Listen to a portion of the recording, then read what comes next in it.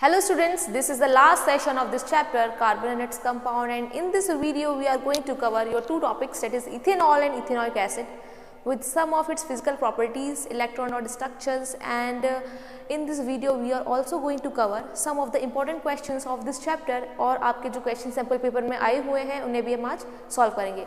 ठीक है स्टूडेंट्स, तो let's start with the ethanol.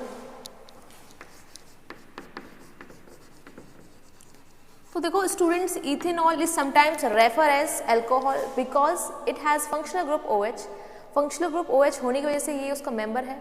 ठीक है स्टूडेंट्स, अगर मैं इसके फॉर्मूले की बात करूँ तो इसका फॉर्मूला होता है CH3CH2OH, या बोल सकते हो आप C2H5OH, या बोल सकते हो C2H6O। कहीं भी ये तीनों में से कोई भी फॉर्मूला लिखा हुआ मिल जाए देन यू कैन से कि ये अल्कोहल है, यानी ये इथेनॉल है। ठीक है स्टूडेंट्स, अगर मैं इथेनॉल का कॉमन नेम बताऊं आपको तो कॉमन नेम होता है इसका इथाइल अल्कोहल, और इसकी फिजिकल प्रॉपर्टीज़ भी देख लेते हैं। तो स्टूडेंट्स सबसे पहले तो ये है एक colourless liquid which has a pleasant smell with burning taste. ठीक है, इसकी बर्निंग टेस्ट होता है। ये एक वॉलेटाइल लिक्विड है, it means it can easily convert into vapours. और स्टूडेंट्स इसका जो बॉइलिंग पॉइंट होता है वो थोड़ा वाटर से लो होता है। कितना होता है? 78 डिग्री सेंटीग्रेड, या बोल सकते हो आप 351 केल्विन। तो ये है इसका बॉइलिंग पॉइंट। ठीक है स्टूडेंट्स, ये पानी में इन वाटर में ये इजीली मिक्स जाता है इन एनी प्रोपोर्शन। ठीक है, देखा होगा कि आप लोगों ने लोग मिलकर अल्कोहल में वाटर मिला देते हैं, यानी ये पानी में इजीली घुल जाता है। ठीक है स्टूडेंट्स, और क्यों घुल जाता है? क्योंकि इसमें होता है हाइड्रोक्सिल ग्रुप। ये OH हाइड्रोक्सिल ग्रुप होने की वजह से ये वाटर में इजीली सॉल्युबल है। और ये जो है न्यूट्रल होता है, ना है एसिडिक ना बेसिक, ये न्यूट्रल कंपाउंड है, मतलब ये लिटमस पेपर पे कोई भी इफेक्ट शो नहीं करेगा। ठीक है स्टूडेंट्स, तो ये थी कुछ प्रॉपर्टीज़ इथेनॉल की। वैसे अगर मैं इसकी बात करूँ तो बनता कैसे है, तो ये शुगर केन्स को, जब शुगर केन जूस को हम फर्मेंट करते हैं, फर्मेंट करने से इथेनॉल बनता है। ये एक बहुत अच्छा फ्यूल भी है, ये एक बहुत अच्छा फ्यूल है, क्लीन फ्यूल है, क्योंकि जब इसे हम बर्न करते हैं तो इसमें CO2 plus heat plus light plus water molecules H2। ठीक है, यहाँ पर कुछ और हार्मफुल गैसेस नहीं निकल रही है। जैसे पेट्रोल को बर्न करने पर हमारी sulphur oxides of nitrogen sulphur निकलती हैं, लेकिन ये जो इथेनॉल है ये क्लीन फ्यूल है, इसमें कोई हार्मफुल गैसेस नहीं निकलती हैं। तो कुछ कंट्रीज़ में एज अ फ्यूल भी इथेनॉल को यूज़ किया जाता है। ठीक है स्टूडेंट्स, आप इसकी बात कर लेते हैं इलेक्ट्रॉनिक डॉट स्ट्रक्चर्स के बारे में। Now students, the electronic dot structure of ethanol. देखो सबसे पहले कोई भी डॉट स्ट्रक्चर बनाना हो, और पेपर में ज़रूर आने वाला है आपका डॉट स्ट्रक्चर, तो सबसे पहले उसका बॉन्ड स्ट्रक्चर बना लीजिए, क्योंकि अगर आपने बॉन्ड स्ट्रक्चर बना लिया तो उसके बिहाफ पे आप इलेक्ट्रॉनिक डॉट स्ट्रक्चर बहुत इजीली बना सकते हैं। फॉर एग्जांपल देखो, हमें पता है इसका फॉर्मूला होता है CH3CH2OH, मतलब कार्बन कार्बन, यहाँ ऑक्सीजन, यहाँ हाइड्रोजन, इसके पास 3 है हाइड्रोजन।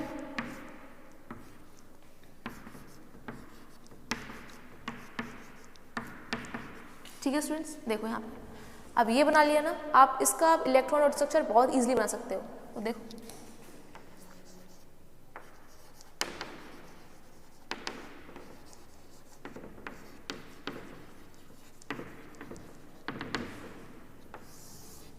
देखो, ये कार्बन, ये ऑक्सीजन, ये हाइड्रोजन,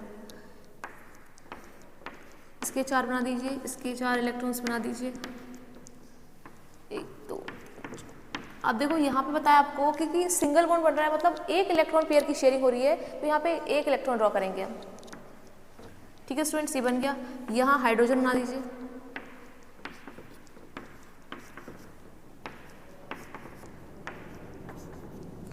तो ये कंप्लीट। अभी कुछ दिन पहले काफ़ी सारे स्टूडेंट्स ने इसका डॉट स्ट्रक्चर बनाया था, और बहुत लोगों ने गलत बनाया था, क्योंकि उन्होंने हाइड्रोजन का तो कंप्लीट ही नहीं किया था। तो पहले हाइड्रोजन को दे देते हैं हम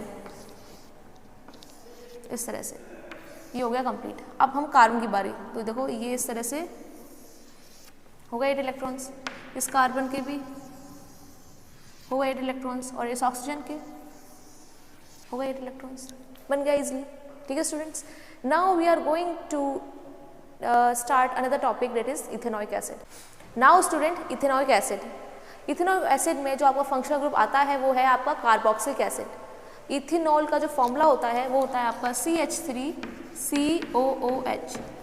ठीक है, इसका जो कॉमन नेम है वो क्या है? एसिटिक एसिटिक एसिड, ठीक है। तो आपको यहीं से समझ में आ गया होगा कि ये कैसा है, एसिडिक इन नेचर, ठीक है। जहाँ पर इथेनॉल आपका न्यूट्रल था, कोई भी लिटमस पेपर पे इफेक्ट शो नहीं करा था, लेकिन ये करेगा क्योंकि ये क्या है, एक एसिड है, ठीक है। नेक्स्ट क्या है, ये भी वाटर में सॉल्युबल होते हैं, वाटर सॉल्युबल होते हैं, और इनमें जो स्मेल आती है वो विनेगर जैसी स्मेल आती है, विनेगर जैसी स्मेल आती है, ठीक है स्टूडेंट्स। और इसका जो बॉइलिंग पॉइंट है, जो इसका बॉइलिंग पॉइंट है वो है आपका 118 डिग्री सेंटीग्रेड, या बोल सकते हो 391 केल्विन, ठीक है स्टूडेंट्स। ये है कुछ इथेनॉल की प्रॉपर्टीज। नाउ इसका हम इलेक्ट्रॉन डॉट स्ट्रक्चर देख लेते हैं। आप कह रहे होंगे ये तो हमारे सिलेबस में नहीं है, लेकिन स्टूडेंट्स इसका अगर आप देखो, अभी हम क्वेश्चंस देखेंगे और क्वेश्चन आया भी हुआ है, आपको एक कंपाउंड दे रखा है, उसका बॉइलिंग पॉइंट दे रखा है और आपसे इलेक्ट्रॉन डॉट स्ट्रक्चर पूछा है। ये क्वेश्चन आपको सैम्पल पेपर में आया हुआ है, अभी उसे हम देखेंगे। उससे पहले हम इथेनॉइक एसिड का इलेक्ट्रॉनिक डॉट स्ट्रक्चर देख लेते हैं। तो स्टूडेंट्स, इथेनॉइक एसिड का इलेक्ट्रॉनिक डॉट स्ट्रक्चर बनाने से पहले मैंने आपको क्या बताया, सबसे पहले इसका हम बॉन्ड स्ट्रक्चर बना लेंगे। तो बॉन्ड स्ट्रक्चर कुछ इस तरह से बनता है इनका,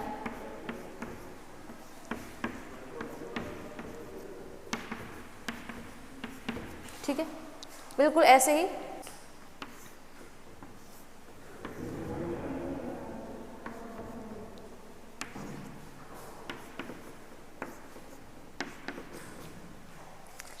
सेम ऐसे ही बना लो, बस बॉन्ड हटा दो। अब क्या करोगे, आप इलेक्ट्रॉन्स फिल कर दोगे। कैसे, कार्बन के आउटर मोस्ट शेल में 4 इलेक्ट्रॉन, 1 2 3 4, हाइड्रोजन का 1, ठीक है।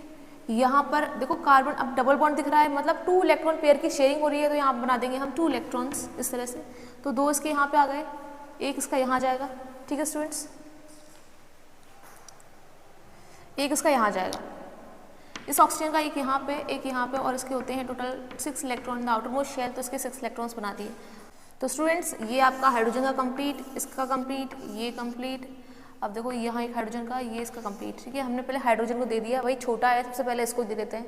अब हम कार्बन को देखते हैं, तो ये कार्बन हो गए इसके 8, देखिए, ठीक है। अब इस कार्बन के 1 2 3 4 5 6 और ये 7 8, ये पूरे इलेक्ट्रॉन्स इस कार्बन के, ठीक है। ये ऑक्सीजन के ये हो गए इलेक्ट्रॉन 8 कंप्लीट, और इस ऑक्सीजन के ये हो गए 8 इलेक्ट्रॉन कंप्लीट, ठीक है। तो ये आपका इलेक्ट्रॉनिक डॉट स्ट्रक्चर था इथेनॉइक एसिड का। प्रैक्टिस कीजिए, आ जाएगा, बहुत सिंपल है, ठीक है। और हाँ, एक और बात बताना भूल गई मैं आपको, इनके होमोलॉगस सीरीज बनाने को भी आ सकती है। कि आपको ये बोला, देखिए ज़रा, जैसे आपसे बोला कि इथेनॉइक एसिड की होमोलॉगस सीरीज बनाओ, तो आप कैसे बनाओगे, वही C2, इसमें 1 कार्बन और 2 हाइड्रोजन ऐड करना है और सीरीज बनाते जाना है। तो 1 कार्बन ऐड कर देंगे और 2 हाइड्रोजन। फिर अगर आगे बनानी हो तो 1 कार्बन और 2 हाइड्रोजन, ठीक है। इसी तरह अगर एल्कोहल होता आपका C2H5OH, इसके आगे की सीरीज बनानी होती तो इसी तरह बना देंगे आप C3H7OH, C4H9OH, ठीक है स्टूडेंट्स। तो आप easily by adding CH2 unit उनके आगे की होमोलॉगस सीरीज भी बना सकते हैं। तो ये थे आपके इथेनॉल और इथेनॉइक एसिड। इसके नोट्स आपको व्हाट्सएप पे मिल ही चुके हैं। इसको आप रीड करेंगे, अच्छे से डॉट स्ट्रक्चर्स बनाएंगे, इनके क्वेश्चन सॉल्व करेंगे, तो ये चैप्टर बहुत ही ईजी लगेगा आपको। अब हम कुछ इंपॉर्टेंट क्वेश्चन देख लेते हैं इस चैप्टर के, ठीक है students. So students, let's discuss some of the questions of this chapter. तो पहला क्वेश्चन है आपका, देख लीजिए ज़रा स्क्रीन पे। Carbon exist in the atmosphere in the field of, यानी कार्बन हमारे एटमॉस्फेयर में एग्जिस्ट करता है किस फॉर्म में।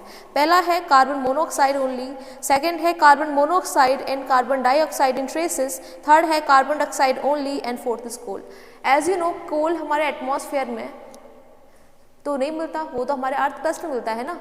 तो हमारा जो यहाँ आंसर हो जाएगा वो हो जाएगा carbon dioxide as well as carbon monoxide, दोनों ही हमें एटमॉस्फेयर में मिलते हैं। तो answer of first question is B, ठीक है students. Let's move to another question, question number 2। Which of the following statements are usually correct for carbon compounds? इनमें से कौन से स्टेटमेंट कार्बन कंपाउंड के लिए सही हैं? तो स्टेटमेंट्स दे रखे हैं आपको। Are good conductor of electricity, are poor conductor of electricity, have strong force of attraction between their molecules, do not have strong forces of attraction between their molecules। और A option है आपका 1 and 3rd, B option है 2nd and 3rd, C option है आपका 1st and 4th and D option है 2nd and 4th। तो students आपको पता है कि generally carbon compounds poor conductor होते हैं इलेक्ट्रिसिटी के। दूसरा क्या, उनके अंदर जो बॉन्डिंग होती है वो इतनी स्ट्रांग नहीं होती है as compare to ionic bond. Ionic bond हमारे स्ट्रांग होते हैं as compare to covalent bond. तो यहाँ जो आपका आंसर हो जाएगा वो हो जाएगा आपका डी। ठीक है students, let's move to another question, question number 3। So the third question is a molecule of ammonia NH3 has. अब NH3 के अंदर खाली सिंगल बॉन्ड होते हैं, ओनली सिंगल बॉन्ड। B है आपका ओनली डबल बॉन्ड, 3rd है आपका ओनली ट्रिपल बॉन्ड और 4th है आपका 2 double bond and 1 single bond. और आपको पता है कि नाइट्रोजन के पास कितने इलेक्ट्रॉन होते हैं, आउटरमोस्ट शेल में 5 होते हैं, मतलब इसे 3 इलेक्ट्रॉन्स और चाहिए। तो 3 जब उसको हाइड्रोजन मिल रहे हैं, 3 हाइड्रोजन जब उसको मिल रहे हैं तो कौन सा बॉन्ड बनाएगा? ऑब्वियस सी बात है सिंगल बॉन्ड बनाएगा। तो इसका आंसर हो जाएगा option number A, single bond. ठीक है students, now question number 4। Buckminster fullerene is an allotropic form of. ये तो बहुत ही इजी क्वेश्चन है कि जो बकमिस्टर फुलरीन है वो किसका एलोट्रॉप है? ऑब्वियस सी बात है कार्बन का है, पढ़ा भी है आपने। 3 एलोट्रॉप्स होते हैं, डायमंड, ग्रेफाइट एंड फुलरीन। तो इसका आंसर हो जाएगा आपका C. Now question number 4th, which of the following are correct structure isomer of butane. इनमें से कौन सा करेक्ट स्ट्रक्चर आइसोमर है इस ब्यूटेन का? तो देखिए आपको 4 आइसोमर दे रखे हैं। तो देखो पहला ज़रा देखिए आप, पहले में आपके सभी जो जुड़े हुए हैं वो सिंगली जुड़े हुए हैं। सेकेंड है आपका, इसमें ब्यूटेन का जो फॉर्मूला होता है वो आपका होता है C4H10। तो अगर आप सेकेंड वाले में हाइड्रोजन काउंट करेंगे, देखिए 3 4 5 6 7 8 9 हाइड्रोजन आ रहे हैं। इट मीन्स ये ब्यूटेन का आइसोमर नहीं है क्योंकि फॉर्मूला तो बैठ ही नहीं रहा ना फिट। नेक्स्ट देखिए ज़रा, यहाँ पे आपका ये वाला सही है, इसमें आपके 10 हाइड्रोजन हैं और 4 कार्बन है, ठीक है। और डी वाला भी आपका एक सही है ना। तो आपका जो आंसर, 1 मिनट, 1 2 3 4 5 7 8, हाँ डी वाला भी गलत है क्योंकि इसमें भी आपके 8 हाइड्रोजन आ रहे हैं। तो आपका जो है आंसर ठीक हो जाता है वो ए और सी है, ठीक है। नहीं, पहला और तीसरा आपका सही आंसर है। तो इसका आंसर हो जाएगा सी। ठीक है students, now question number 6। Which of the following is the correct representation of electron dot structure of nitrogen? इनमें से कौन सा करेक्ट रिप्रेजेंटेशन है इलेक्ट्रॉन डॉट स्ट्रक्चर का नाइट्रोजन का? तो ज़रा देख लीजिए आपको कौन सा ठीक लगता है। देखिए ज़रा, देखिए पहले वाले में जो है आपका 1 2 3 4 5 इलेक्ट्रॉन्स, यहाँ पे 8 तो हो ही नहीं पा रहे ना कंप्लीट। तो पहला वाला आपका गलत है, दूसरा भी आपका गलत है, और देखिए तीसरे में आपके इलेक्ट्रॉन्स इतने ज़्यादा हो गए, 1 2 3 4 5 6 7 8 9 इलेक्ट्रॉन्स हो गए, ये भी गलत है। चौथा वाला आपका सही है, उसमें आपके 8 इलेक्ट्रॉन्स बन रहे हैं और स्ट्रक्चर भी सही है, ट्रिपल बॉन्ड बीच में आएगा उनके। तो आंसर आपका ठीक हो जाएगा डी। ठीक है स्टूडेंट्स, आज हम सिर्फ इतनी क्वेश्चंस को डिस्कस करेंगे। इन द नेक्स्ट वीडियो हम इसके और इंपॉर्टेंट क्वेश्चंस को डिस्कस करेंगे और सैम्पल पेपर में आए हुए क्वेश्चंस को भी डिस्कस करेंगे। Okay students, thanks for watching.